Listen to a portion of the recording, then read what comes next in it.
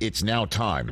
It's now time, and it's just amazing to me as I was watching this documentary last night in our house at NFL Network, Ian, that watching the Colts and sweating it out and then getting the guy that they want.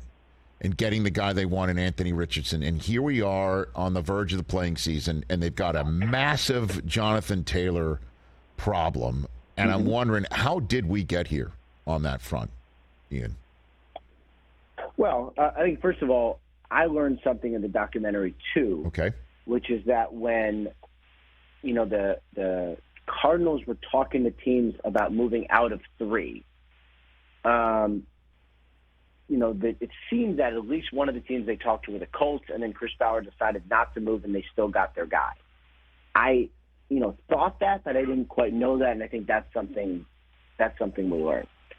The other thing with the Jonathan Taylor situation, if you're an organization, all you really want to do, the inner workings of your locker room is draft well, develop those really good players, and then reward those players with big contracts so they can be happy, so they can get what they deserve, and so other players can see that when you work hard and you succeed, you get what you deserve, and the team will take care of you. The Colts, because of the kind of season they had last year, decided that they were not going to give any contracts. And when you have a really good player who's one of the best at his position, who's 24 years old, and who wants what he believes he deserves, that's a big disconnect.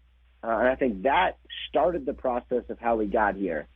Jim Irsay taking to Twitter and just weighing in on the running back market for sure did not help things, for sure. But this all contributed to a really difficult and challenging situation. So where does it stand right now? What do you have for me? Well, he has permission to seek a trade. His agent, Malky Kawa, has spoken to teams. There are several teams interested. A trade is for sure possible. I don't know if one's going to happen, but it's definitely possible. It's complicated. He'll eventually want a new contract, all of those things. But he is a great 24-year-old player, one of the best at his position, and there's a market, and there's a real market. So we'll see if he actually gets traded, but all of that is going on as we speak right now. So when you say eventually he's going to want a new contract, is it possible that a trade gets consummated and then he goes to a new spot and doesn't get a new deal already on the table laid out, that they'll deal with it eventually? Is that possible? I would say that teams would know that he's going to want a new contract. Now, is one going to be done in conjunction with the trade? I think that's possible, but we've seen it happen. Like, I think the Bradley Chubb deal was the latest example. He gets traded from the Broncos to the Dolphins, and then I think it was like 2 or 3 days later he gets a huge new contract. So we've seen that happen in the past. I just don't know if one is directly going to come with the trade. What's your sense why the Colts don't want to pay him in a manner in which other teams are willing to trade for him and then pay him? What's your thoughts on that? I just think they decided that because of the way last season ended, that it just doesn't send the right message to pay anyone. That would not be the way I would go about things if it were me, but it's not me. I think that's part of the deal, is that it doesn't seem like anyone's getting a new contract. Jonathan Taylor has to sort of bear the brunt of it, I guess. And at the risk of, asking a dicey question, I will do it anyway. I did it to Breer the other day, so I'm an equal opportunity dicey question asker. That's all right. We can all handle it. Understood. I know that. It just strikes me as Chris Ballard gets the quarterback, brings in the coach. Okay, brings in the coach. That seems to be a great coach-quarterback combination.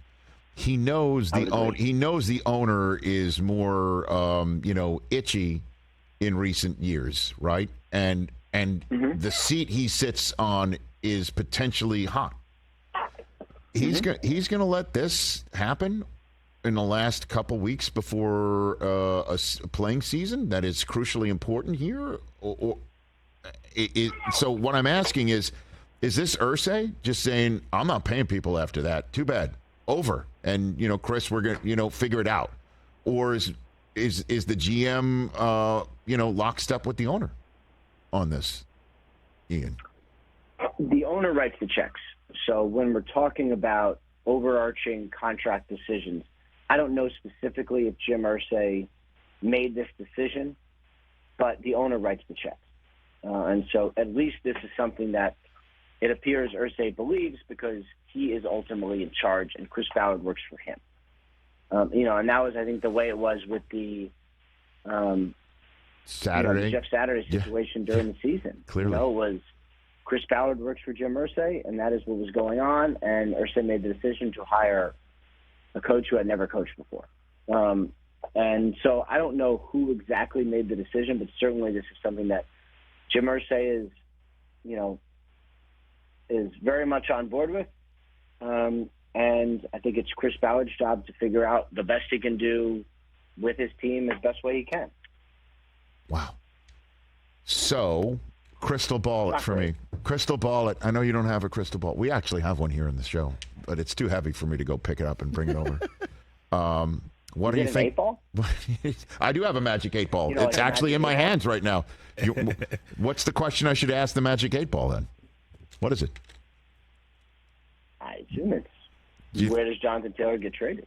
I don't think I don't have team names in here. So I'll just ask you, where do you think he gets traded? Oh. What are the teams interested? I don't know.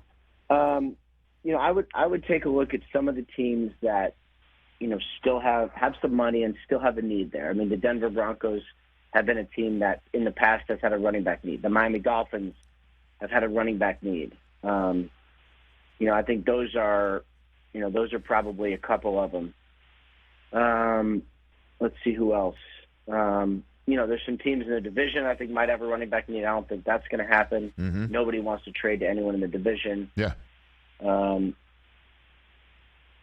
There's. I would say, the Buffalo Bills. I know we're in talks at some point on the DeAndre Hopkins thing. At least they considered bringing in a high value, big money veteran. You wonder if they'd have some interest. There's some teams I think that'll have some interest, but we'll see. Kind of if a deal is able to come together. It is very challenging to do, but it is not impossible. So then let me ask this one for you before asking a couple more questions, and you get on with the rest of your day. More likely, Jonathan Taylor gets traded or comes back to the Colts, and the Colts just put a little bit of money on top of his contract for a face saving and go to work. What do you think? I have not gotten the indication that the Colts were willing to do anything. It's hard for me to imagine that he just comes back and everything's fine. I